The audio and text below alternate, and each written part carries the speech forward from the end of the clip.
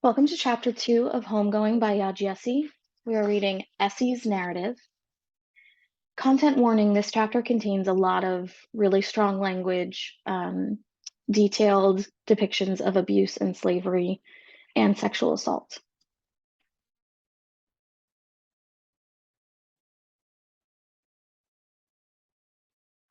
This is the Homegoing family tree. So we are on the green level. We just read Effia Chapter 1 on the bottom, and now we're at her half-sister Essie's narrative. The smell was unbearable. In the corner, a woman was crying so hard that it seemed her bones would break from her convulsions. This was what they wanted. The baby had messed itself, and Afua, its mother, had no milk. She was naked save the small scrap of fabric the traders had given her to wipe her nipples when they leaked. But they had miscalculated. No food for mother meant no food for baby. The baby would cry soon, but the sound would be absorbed by the mud walls, subsumed into the cries of the hundreds of women who surrounded it. Essie had been in the women's dungeon of the Cape Coast Castle for 2 weeks. She spent her 15th birthday there. On her 14th birthday, she was in the heart of Asante land, in her father's, big man's, compound. He was the best warrior in the village, so everyone had come to pay their respects to the daughter who grew more beautiful with each passing day. Quasi Nuro brought 60 yams, more yams than any other suitor had ever brought before. Essie would have married him in the summer, when the sun stretched long and high, when the palm trees could be tapped for wine, climbed by the spryest children, their arms holding the trunk in a hug as they shinnied up to the top to pluck the fruits that waited there. When she wanted to forget the castle, she thought of these things, but she did not expect joy. Hell was a place of remembering. Each beautiful moment passed through the mind's eye until it fell to the ground, like a rotten mango, perfectly useless, uselessly perfect. A soldier came into the dungeon and began to speak. He had to hold his nose to keep from vomiting. The women did not understand him. His voice didn't seem angry, but they had learned to back away at the sight of that uniform, that skin the color of coconut meat. The soldier repeated himself louder this time, as though volume would coax understanding. Irritated, he ventured further into the room. He stepped in feces and cursed. He plucked the baby from Afua's cradled arms, and Afua began to cry. He slapped her, and she stopped. A learned reflex. Tansi sat next to Essie. The two had made the journey to the castle together. Now that they weren't walking constantly or speaking in hushed tones, Essie had time to get to know her journey friend. Tansi was a hardy and ugly woman, barely turned 16. She was thick, her body built on a solid foundation. Essie hoped, and dared not hope, that they would be allowed to stay together even longer. Where are they taking the baby? Essie asked. Tansi spit onto the clay floor and swirled the spittle with her finger, creating a salve. They will kill it, I'm sure, she said. The baby was conceived before Afua's marriage ceremony. As punishment, the village chief had sold her to the traders. Afua had told Essie this was when she first came into the dungeon. Afua had told Essie this when she first came into the dungeon, when she was still certain that a mistake had been made, that her parents would return for her. Now, hearing Tansi speak, Afua resumed her crying, but it was as though no one heard. These tears were a matter of routine. They came for all of the women. They dropped until the clay below them turned to mud. At night, Essie dreamed that if they all cried in unison, the mud would turn to river, and they would be washed away into the Atlantic. Tansi, tell me a story, please, Essie begged. But then they were interrupted again. The soldiers came in with the same mushy porridge that had been fed to them in the Fonte village where Essie was held. Essie had learned to swallow it down without gagging. It was the only food they ever received, and their stomachs were empty more days than full. The porridge passed right through her, it seemed. The ground was littered with their waste, the unbearable smell. You're too old for stories, my sister, Tansi said once the soldiers left. But Essie knew she would give in soon. Tansi enjoyed the sound of her own voice. She pulled Essie's head onto her lap and began playing with her hair, pulling at the strands that had been caked with dust, so brittle they could be broken. Each one snapped like a twig. Do you know the story of the kente cloth? Tansi asked. Essie had heard it numerous times before, twice from Tansi herself, but she shook her head. Asking if the story had been heard before was a part of the story itself. Tansi began to tell her. 2 Asante men went out into the forest one day. They were weavers by trade, and they had gone out to hunt for meat. When they got to the forest to collect their traps, they were met by Anansi, the mischievous spider. He was spinning a magnificent web. They watched him, studied him, and soon realized that a spider's web is a unique and beautiful thing, and that a spider's technique is flawless. They went home and decided to weave cloth the way Anansi weaves his web. From that, Kente was born. You are a fine storyteller, Essie said. Tansy laughed and smoothed the salve she had created onto her knees and elbows to soothe the cracked skin there. The last story she had told Essie was of how she had been captured by the Northerners, plucked from her marriage bed while her husband was off fighting a war. She had been taken with a few other girls, but the rest had not survived. By morning, Afua had died.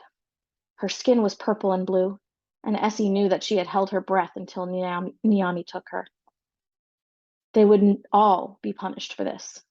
The soldiers came in, though Essie was no longer able to tell what time. The mud walls of the dungeon made all time equal. There was no sunlight. Darkness was day and night and everything in between. Sometimes there were so many bodies stacked into the women's dungeon that they all had to lie stomach down so that women could be stacked on top of them. It was one of those days. Essie was kicked to the ground by one of the soldiers, his foot at the base of her neck, so that she couldn't turn her head to breathe anything but the dust and detritus from the ground. The new women were brought in, and some were wailing so hard that the soldiers smacked them unconscious. They were piled on top of the other women, their bodies dead weight. When the smacked ones came to, there were no more tears. Essie could feel the woman on top of her peeing. Urine traveled between both of their legs. Essie learned to split her life into before the castle and now. Before the castle, she was the daughter of Big Man and his third wife, Mame. Now, she was dust. Before the castle, she was the prettiest girl in the village. Now, she was thin air. Essie was born in a small village in the heart of the Asante Nation. Big Man had thrown an outdooring feast that lasted 4 nights. 5 goats were slaughtered and boiled until their tough skins turned tender. It was rumored that Mame did not stop crying or praising Niame for the entire duration of the ceremony, nor would she set baby Essie down. You never know what could happen, she kept repeating. At that time, Big Man was known only as Kwame Asare. Essie's father was not a chief, but he commanded just as much respect, for he was the best warrior the Asante Nation had ever seen. And at age 25, he already had 5 wives and 10 children. Everyone in the village knew his seed was strong. His sons, still toddlers and young children, were already tough wrestlers, and his daughters were beauties. Essie grew up in bliss. The villagers called her ripe mango because she was just on the right side of spoiled, still sweet. There was nothing her parents would refuse her. Even her strong warrior of a father had been known to carry her through the village at night when she couldn't sleep. Essie would hold the tip of his finger, to her as thick as a branch, as she toddled past the huts that made up each compound. Her village was small, but growing steadily. In the first year of their walks, it wouldn't take but 20 minutes to reach the forest edge that cut them off from the rest of Asante land. But that forest had been pushed farther and farther back until, by the 5th year, the journey there took nearly an hour. Essie loved walking to the forest with her father. She would listen, enraptured, as he told her how the forest was so dense it was like a shield, impenetrable to their enemies. He would tell her how he and the other warriors knew the forest better than they knew the lines of their own palms.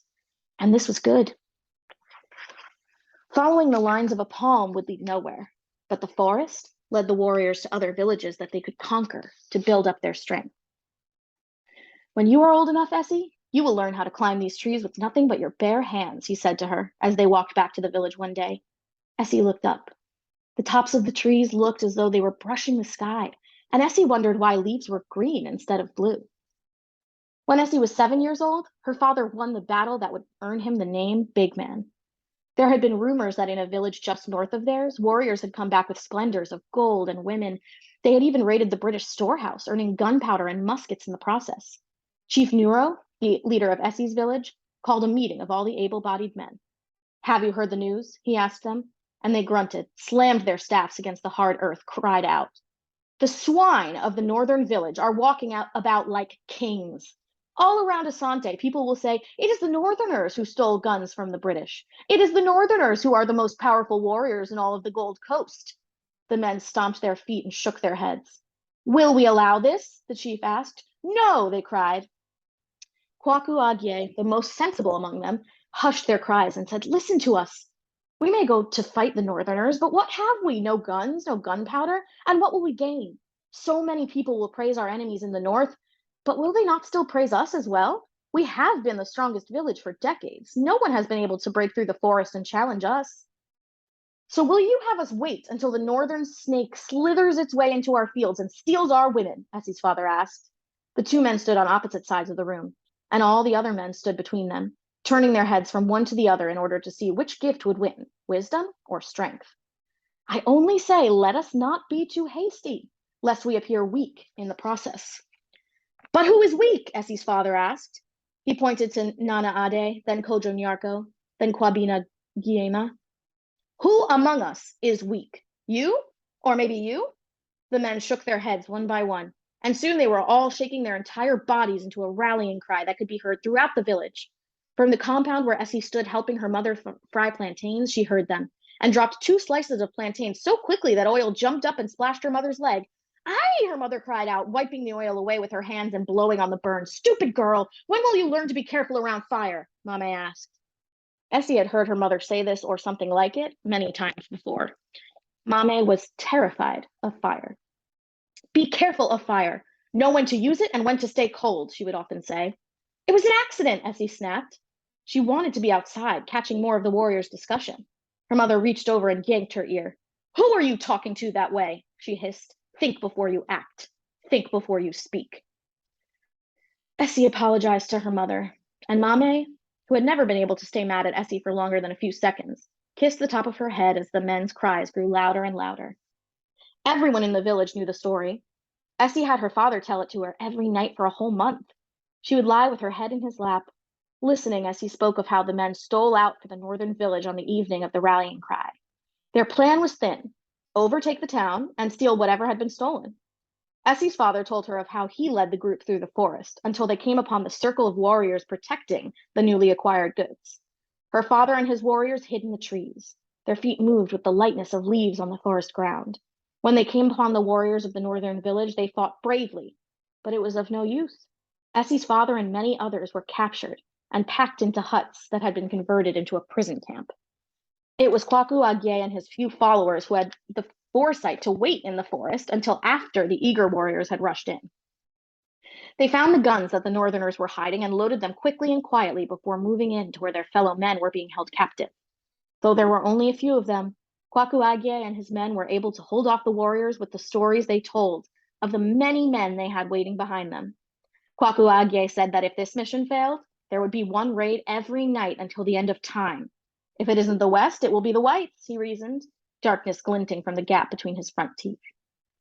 The Northerners felt they had no choice but to give in. They released Essie's father and the others, who parted with 5 of the stolen guns. The men returned to their village in silence, Essie's father consumed by his embarrassment. When they reached the edge of their village, he stopped Kwaku Agye, got down on both of his knees, and bowed his head before them. I am sorry, my brother. I will never again rush into a fight when it is possible to reason. It takes a big man to admit his folly, Kwaku Agye said, and they all continued into the village, the contrite and newly christened big man leading the way. This was the big man who returned to Essie, the one she knew as she grew older. Slow to anger, rational, and still the strongest and bravest warrior of them all. By the time Essie turned 12, their small village had won more than 55 wars under Big Man's leadership. The spoils of these wars could be seen as the warriors carried them back, shimmering gold and colorful textiles in large tan sacks, captives in iron cages. It was the prisoners that fascinated Essie the most, for after each capture, they would be put on display in the center of the village square. Anyone could walk by and stare at them, mostly young, virile warriors, though sometimes women and their children. Some of these prisoners would be taken by the villagers as slaves, houseboys and housegirls, cooks and cleaners, but soon there would be too many to keep, and the overflow would have to be dealt with. Mama, what happens to all the prisoners after they leave here? Essie asked Mame as they passed by the square one afternoon, a roped goat, their dinner, trailing behind them. That's boys' talk, Essie. You don't need to think about it, her mother replied, shifting her eyes. For as long as Essie could remember, and perhaps even before, Mame had refused to choose her own house girl or house boy from among the prisoners who were paraded through the village each month. But because there were now so many prisoners, Big Man had started to insist. House girl could help you with the cooking, he said. Essie helps me with my cooking. But Essie is my daughter, not some common girl to be ordered about. Essie smiled. She loved her mother, but she knew how lucky Mame was to have gotten a husband like Big Man when she had no family, no background to speak of. Big Man had saved Mame somehow from what wretchedness Essie did not know. She knew only that her mother would do almost anything for her father. All right, she said. Essie and I will choose a girl tomorrow. And so they chose a girl and decided to call her Abranoma, Little Dove. The girl had the darkest skin Essie had ever seen. She kept her eyes low, and though her twi was passable, she rarely spoke it. She didn't know her age, but Essie guessed Abranoma was not much older than she was. At first, Abranoma was horrible at the chores. She spilled oil, she didn't sweep under things, she didn't have good stories for the children. She's useless, Mame said to Big Man. We have to take her back. They were all outside, basking under the warm midday sun. Big Man tilted his head back and let out a laugh that rumbled like thunder in the rainy season. Take her back where? Odo, there's only one way to train a slave. He turned to Essie, who was trying to climb a palm tree the way she'd seen the other kids do it, but her arms were too small to reach around. Essie, go and get me my switch. The switch in question was made from two reeds tied together. It was older than Essie's paternal grandfather, having been passed down from generation to generation. Big Man had never beaten Essie with it, but she had seen him beat his sons. She'd heard the way it whistled when it snapped back off of flesh. Essie moved to enter the compound, but Mame stopped her. No, she said. Big Man raised his hand to his wife, anger flashing quickly through his eyes, like steam from cold water hitting a hot pan. No? Mame stammered. I just think that I should be the one to do it. Big Man lowered his hand. He stared at her carefully for a while longer, and Essie tried to read the look that passed between them. So be it, Big Man said. But tomorrow I will bring her out here. She will carry water from this yard to that tree there, and if even so much as a drop falls, then I will take care of it. Do you hear me? Mame nodded, and Big Man shook his head. He had always told anyone who would listen that he had spoiled his third wife, seduced by her beautiful face and softened by her sad eyes. Mame and Essie went into their hut and found Abranoma, curled up on a bamboo cot, living up to her name of a little bird. Mame woke her and had her stand before them. She pulled out a switch that Big Man had given her, a switch she had never used. She then looked at Essie with tears in her eyes. Please leave us. Essie left the hut and for minutes after could hear the sound of the switch and the harmonizing pitch of two separate cries. The next day, Big Man called everyone in his compound out to see if Abranoma would carry a bucket of water on her head from the yard to the tree without spilling a drop. Essie and her whole family, her 4 stepmothers and 9 half-siblings, scattered around their large yard, waiting for the girl to first fetch water from the stream into a large black bucket. From there, Big Man had her stand before all of them and bow before starting the journey to the tree. He would walk beside her to be certain there was no error. Essie could see Little Dove shaking as she lifted the bucket onto her head. Mame clutched Essie against her chest and smiled at the girl when she bowed at them. But the look Abranoma returned was fearful and then vacant. When the bucket touched her head, the family began to jeer. She'll never make it, Amma, Big Man's first wife said. Watch, she will spill it all and drown herself in the process, Kojo, the eldest son, said. Little Dove took her first step and Essie let out the breath that she had been holding. She herself had never been able to carry so much as a single plank of wood on her head, but she had watched her mother carry a perfectly round coconut without it ever rolling off, steady as a second head. Where did you learn to do that? Essie had asked Mame then, and the woman replied, You can learn anything when you have to learn it. You could learn to fly if it meant you would live another day. Abranoma steadied her legs and kept walking, her head facing forward. Big Man walked beside her, whispering insults in her ear. She reached the tree at the forest's edge and pivoted, making her way back to the audience that awaited her. By the time she got close enough that Essie could make out her features again, there was sweat dripping off the ledge of her nose, and her eyes were brimming with tears. Even the bucket on her head seemed to be crying, condensation working its way down the outside of it. As she lifted the bucket off of her head, she started to smile triumphantly. Maybe it was a small gust of wind, maybe an insect looking for a bath, or maybe Dove's hand slipped. But before the bucket reached the ground, 2 drops sloshed out. Essie looked at Mame, who had turned her sad, pleading eyes to Big Man. But by that point, the rest of the family was already shouting for punishment. Kojo began to lead them into a song. The dove has failed, or what to do? Make her to suffer, or you'll fail too. Big Man reached for his switch, and soon the song gained its accompaniment, the percussion of reed to flesh, the woodwind of reed to air. This time, Abernoma did not cry. If he didn't beat her, everyone would think he was weak, Essie said. After the event, Mame had been inconsolable, crying to Essie that Big Man should not have beaten Little Dove for so small a mistake. Essie was licking soup off of her fingers, her lips stained orange. Her mother had taken Abernoma into their hut and made a salve for her wounds, and now the girl lay on a cot sleeping. Weak, eh? Mame said. She glared at her daughter with malice that Essie had never before seen. Yes, Essie whispered, that I should live to hear my own daughter speak like this. You want to know what weakness is? Weakness is treating someone as though they belong to you. Strength is knowing that everyone belongs to themselves. Essie was hurt. She had only said what anyone else in her village would have said, and for this Mame yelled at her. Essie wanted to cry, to hug her mother, something, but Mame left the room then to finish the chores that Abernoma could not perform that night. Just as she left, Little Dove began to stir. Essie fetched her water and helped tilt her head back so that she could drink it. The wounds on her back were still fresh, and the salve that Mame had made stank of the forest. Essie wiped the corner of Abernoma's lips with her fingers, but the girl pushed her away. Leave me, she said. I'm sorry for what happened. He's a good man.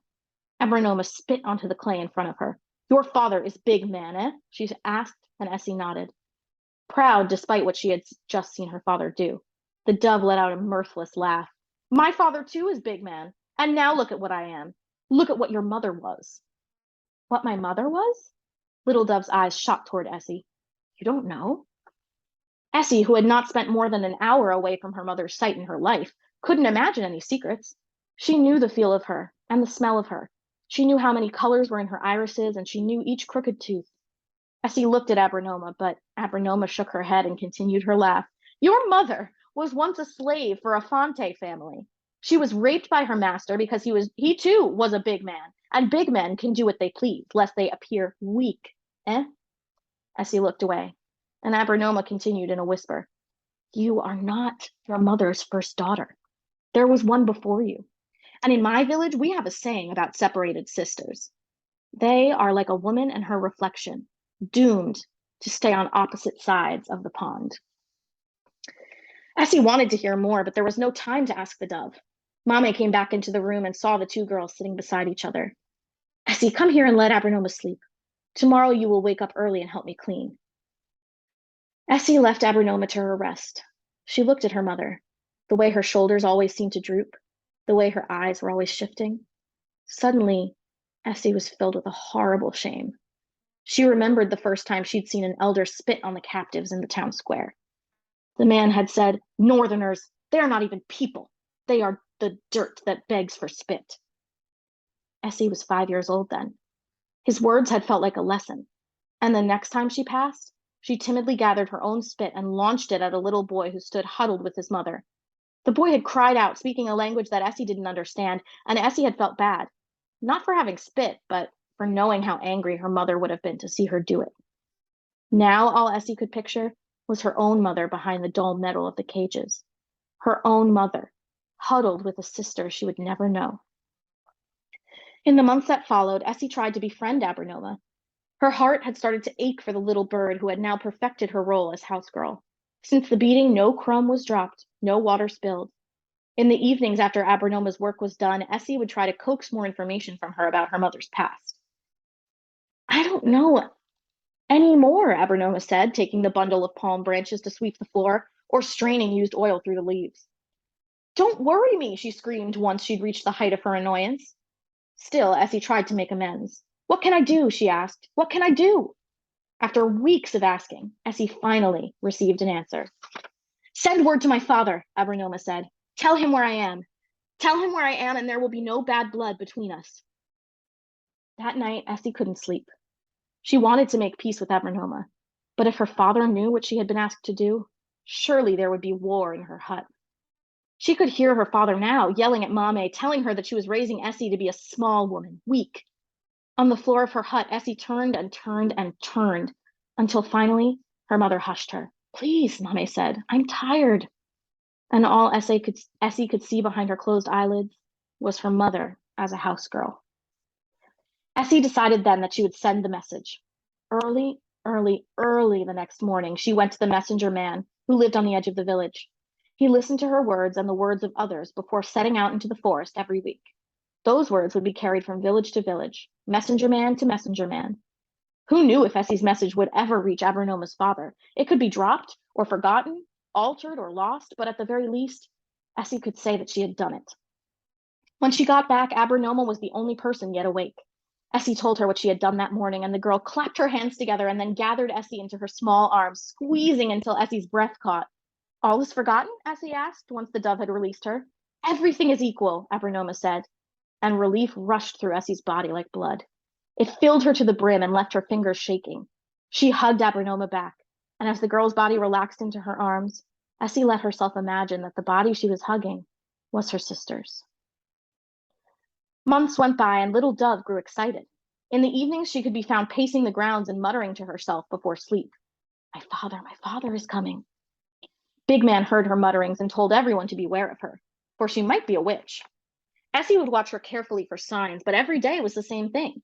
My father is coming. I know it, he is coming. Finally, Big Man promised to slap the words out of the dove if she continued, and so she stopped, and the family soon forgot.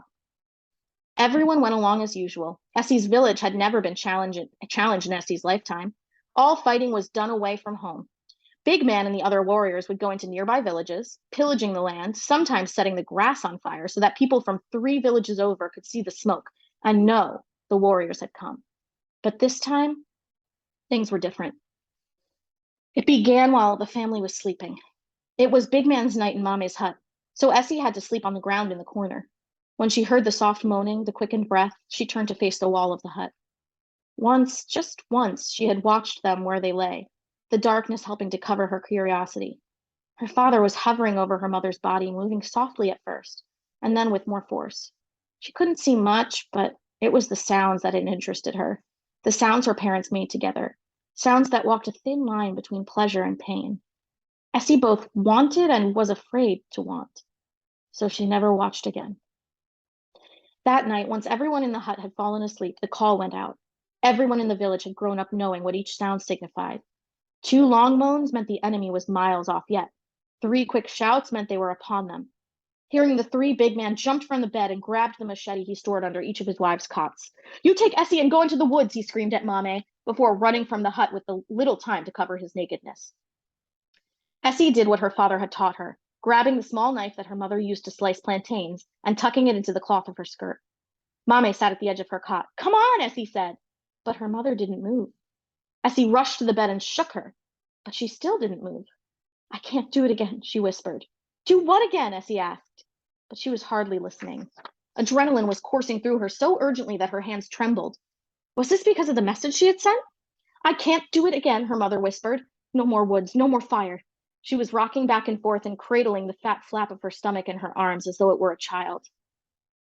Abernoma came in from the slave quarters, her laugh echoing through the hut. My father is here, she said, dancing this way and that. I told you he would come to find me, and he has come. The girl scurried away, and Essie didn't know what would become of her. Outside, people were screaming and running. Children were crying. Essie's mother grabbed Essie's hand and dropped something into it. It was a black stone, glimmering with gold, smooth, as if it had been scrubbed carefully for years to preserve its perfect surface. I have been keeping this for you, Mame said. I wanted to give it to you on your wedding day. I left one like this for your sister. I left it with Baba after I set the fire. My sister? Essie asked. So what Abernoma said was true. Mame babbled nonsense words she had never spoken before. Sister Baba fire, Sister Baba fire. Essie wanted to ask more questions, but the noise outside was growing louder, and her mother's eyes were growing blank, emptying somehow of something. Essie stared at her mother then, and it was as though she were seeing her for the first time. Mame was not a whole woman. There were large swaths of her spirit missing, and no matter how much she loved Essie, and no matter how much Essie loved her, they both knew in that moment, that love could never return what Mame had lost. And Essie knew too, that her mother would rather die than run into the woods ever again. Die before capture. Die, even if it meant that in her dying, Essie would inherit that unspeakable sense of loss, learn what it meant to be unwhole. You go, Mame said as Essie tugged at her arms, tried to move her legs. Go, she repeated. Essie stopped and tucked the black stone into her wrapper. She hugged her mother, took the knife from her skirt, and put it in her mother's hand, and ran. She reached the woods quickly and found a palm tree that her arms could manage. She had been practicing, not knowing that it was for this. She wrapped her arms around the trunk, hugging it while using her legs to push her up, as far as she could go. The moon was full, as large as the rock of terror that was sitting in Essie's gut. What had she ever known of terror? Time passed and passed. Essie felt like her arms were encircling fire instead of the tree, so badly were they burning. The dark shadows of the leaves on the ground had started to look menacing. Soon the sound of screaming people falling from the trees like plucked fruit could be heard all around her. And then a warrior was at the bottom of her tree. His language was unfamiliar, but she knew enough to know what came next. He threw a rock at her, then another, then another. The fourth rock slammed into her side, but she still held on. The fifth hit the lattice of her clasped fingers. Her arms came undone, and she fell to the ground. She was tied to others. How many, she didn't know. She didn't see anyone from her compound, not her stepmothers or half-siblings, not her mother. The rope around her wrists held her palms out in supplication. Essie studied the lines on those palms. They led nowhere. She had never felt so hopeless in her life. Everyone walked. Essie had walked for miles with her father before, and so she thought that she could take it. And indeed, the first few days were not so bad. But by the 10th, the calluses on Essie's feet split open and blood seeped out, painting the leaves she left behind. Ahead of her, the bloody leaves of others. So many were crying that it was difficult to hear when the warriors spoke, but she wouldn't have understood them anyway. When she could, she checked to see if the stone her mother had given her was still safely tucked in her wrapper. She didn't know how long they would be allowed to keep their clothes. The leaves on the forest ground were so damp with blood and sweat and dew that a child in front of Essie slipped on them. One of the warriors caught him, helped him to stand up, and the little boy thanked him.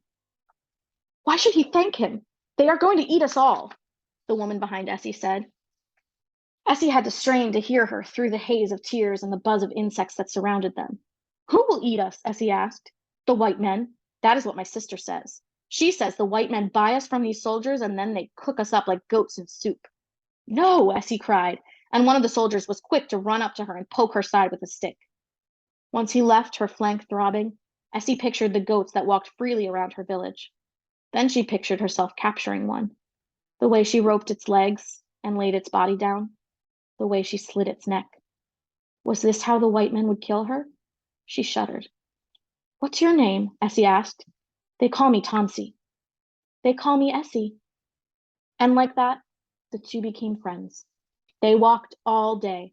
The sores on Essie's feet had no time to heal, so soon they were reopened. At times, the warriors would leave them tied to trees in the forest so that they could go ahead and survey the people of new villages. At times, more people from those villages would be taken and added to the rest of them. The rope around Essie's wrists had started to burn, a strange burn, like nothing she had ever felt before, like cool fire, the scratch of salty wind. And soon the smell of that wind greeted Essie's nose, and she knew from stories she had heard that they were nearing Fonte land. The traders slapped their legs with sticks, making them move faster. For almost half of that week, they walked both day and night. The ones who couldn't keep up were beaten with the sticks until suddenly, like magic, they could. Finally, once Essie's own legs had started to buckle, they reached the edge of some Fonte village. They were all packed into a dark and damp cellar, and Essie had time to count the group. 35. 35 people held together by rope. They had time to sleep, and when they awoke, they were given food, a strange porridge that Essie had never eaten before. She didn't like the taste of it, but she could sense that there would be nothing else for a long while. Soon men came into the room. Some were the warriors that Essie had seen before, but others were new. So these are the slaves you have brought us? One of the men said in Fonte. It had been a long while since Essie had heard anyone speak that dialect, but she could understand him clearly. Let us out, the others tied to Essie began to shout, now that they had an ear that could listen. Fante and Asante, fellow Akans, two peoples, two branches split from the same tree. Let us out, they shouted, until their voices grew hoarse from the words. Nothing but silence greeted them. Chief Abiku, another said, we should not be doing this. Our Asante allies will be furious if they know we have worked with their enemies. The one called chief threw up his hands. Today, their enemies pay more, Fifi, he said. Tomorrow, if they pay more, we will work with them too. This is how you build a village, do you understand? Essie watched the one called Fifi. He was young for a warrior, but already she could tell that one day he would be a big man too. He shook his head but didn't speak again. He went out of the cellar and brought back more men. They were white men, the first Essie had ever seen. She could not match their skin to any tree or nut or mud or clay that she had ever encountered. These people do not come from nature, she said. I told you they have come to eat us, Tansi replied. The white men approached them. Stand up, the chief shouted, and they all stood. The chief turned to one of the white men. See, Governor James, he said in fast Fante, so fast Essie hardly understood him and wondered how this white man could. The Asante are very strong. You may check them for yourselves. The men started to undress the ones who still had clothes on, checking them. For what, Essie didn't know. She remembered the stone tucked in her cloth wrapper. And when the one called Fifi reached her to undo the knot she had tied at the top of it, she launched a long, full stream of spit into his face.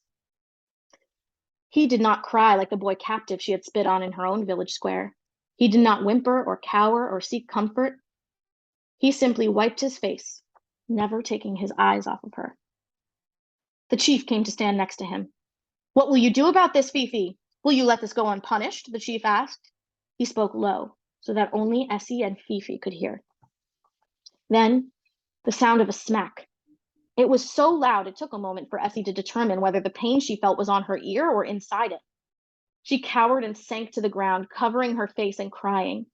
The smack had popped the stone from her wrapper, and she found it there on the ground. She cried even harder, trying to distract them now. Then she laid her head against the smooth black stone. The coolness of it soothed her face. And when the men had finally turned their backs and left her there, forgetting for a moment to take off her wrapper, Essie took the stone from against her cheek and swallowed it. Now the waste on the dungeon floor was up to Essie's ankles. There had never been so many women in the dungeon before. Essie could hardly breathe, but she moved her shoulders this way and that until she had created some space. The woman beside her had not stopped leaking waste since the last time the soldiers fed them. Essie remembered her first day in the dungeon when the same thing had been true of her. That day, she had found her mother's stone in the river of shit. She had buried it, marking the spot on the wall so that she would remember when the time came. Shh, shh, shh, Essie cooed to the woman. Shh, shh, shh. She had learned to stop saying that everything would be all right. Before long, the door of the dungeon opened and a sliver of light peeked through. A couple of soldiers walked in. Something was wrong with these soldiers. There was less order to their movements, less structure. She had seen men drunk from palm wine before, the way their faces flushed and their gestures grew wilder, the way their hands moved as though ready to collect even the very air around them. The soldiers looked around and the women in the dungeon began to murmur. One of them grabbed a woman on the far end and pushed her against the wall. His hands found her breasts and then began to move down the length of her body lower and lower still, until the sound that escaped her lips was a scream. The women in the stack started to hiss then. The hiss said, "Quiet, stupid girl, or they will beat us all." The hiss was high and sharp, the collective cry of 150 women filled with anger and fear. The soldier who had his hands on the woman began to sweat. He shouted back at them all. Their voices hushed to a hum, but they did not stop. The murmur vibrated so low, Essie felt as though it were coming from her own stomach. What are they doing? They hissed. What are they doing? The hissing grew louder, and soon the men were shouting something back at them. The other soldier was still walking around, looking at each woman carefully. When he came upon Essie, he smiled, and for one quick second she confused that act as one of kindness, for it had been so long since she'd seen someone smile. He said something, and then his hands were on her arm. She tried to fight him, but the lack of food and the wounds from the beatings had left her too weak to even collect her saliva and spit at him. He laughed at her attempt and dragged her by the elbow out of the room. As they walked into the light, Essie looked at the scene behind her. All those women hissing and crying. If scenes of sexual assault trigger you, you should pause the video now and fast forward about 2 minutes. He took her to his quarters above the place where she and the rest of the slaves had been kept. Essie was so unused to light that now it blinded her. She couldn't see where she was being taken. When they got to his quarters, he gestured toward a glass of water, but Essie stood still. He gestured to the whip that sat on his desk. She nodded, took one sip of the water, and watched it slip out of her numb lips. He put her on a folded tarp, spread her legs, and entered her. She screamed, but he placed his hand over her lips, then put his fingers in her mouth. Biting them only seemed to please him, and so she stopped. She closed her eyes, forcing herself to listen instead of see, pretending that she was still the little girl in her mother's hut on a night that her father had come in, that she was still looking at the mud walls, wanting to give them privacy, to separate herself, wanting to understand what kept pleasure from turning into pain. When he had finished, he looked horrified, disgusted with her, as though he were the one who had something taken from him, as though he were the one who had been violated. Suddenly, Essie knew that the soldier had done something that even the other soldiers would find fault with. He looked at her like her body was his shame. Once night fell and the light receded, leaving only the darkness that Essie had come to know so well, the soldier snuck her out of his quarters. She had finished her crying, but still, he shushed her. He wouldn't look at her, only forced her along, down, back to the dungeons. When she got there, the murmur had subsided. The women were no longer crying or hissing. There was only silence as the soldier returned her to her spot. Days went on, the cycle repeated. Food, then no food. Essie could do nothing but replay her time in the light. She had not stopped bleeding since that night. A thin trickle of red traveled down her leg, and Essie just watched it. She no longer wanted to talk to Tanzi. She no longer wanted to listen to stories. She had been wrong when she'd watched her parents that night as they worked together in her mother's hut. There was no pleasure. The dungeon door opened. A couple of soldiers walked in, and Essie recognized one of them from the cellar in Fonteland. He was tall, and his hair was the color of tree bark after rain, but the color was starting to turn gray. There were many golden buttons along his coat and the flaps above the shoulders. She thought and thought, trying to push out the cobwebs that had formed in her brain and remember what the chief had called the man. Governor James. He walked through the room, his boots pressing against his hands, thighs, hair, his boots pressing against hands, thigh, hair, his fingers pinching his nose. Following behind him was a younger soldier.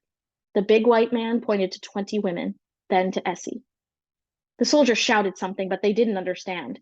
He grabbed them by their wrists, dragged them from atop or underneath the bodies of other women so that they were standing upright. He stood them next to each other in a row, and the governor checked them. He ran his hands over their breasts and between their thighs. The first girl that he checked began to cry, and he slapped her swiftly, knocking her body back to the ground. Finally, Governor James came to Essie. He looked at her carefully, then blinked his eyes and shook his head. He looked at her again, and then began checking her body as he had the others. When he ran his hands between her legs, his fingers came back red. He gave her a pitying look, as though he understood, but Essie wondered if he could. He motioned, and before she could think, the other soldier was herding them out of the dungeon. No, my stone, Essie shouted, remembering the golden black stone her mother had given her. She flung herself to the ground and started to dig and dig and dig, but then the soldier was lifting her body, and soon all that she could feel instead of dirt in her steadily moving hands was air and more air. They took them out into the light. The scent of ocean water hit her nose. The taste of salt clung to her throat. The soldiers marched them down to an open door that led to sand and water, and they all began to walk out onto it. Before Essie left, the one called Governor looked at her and smiled. It was a kind smile, pitying yet true. But for the rest of her life, Essie would see a smile on a white face and remember the one the soldier gave her before taking her to his quarters. How white men smiling just meant more evil was coming with the next wave. And that is the end of chapter 2 of Homegoing. Next, we go back to Afia's side to hear Quay's story.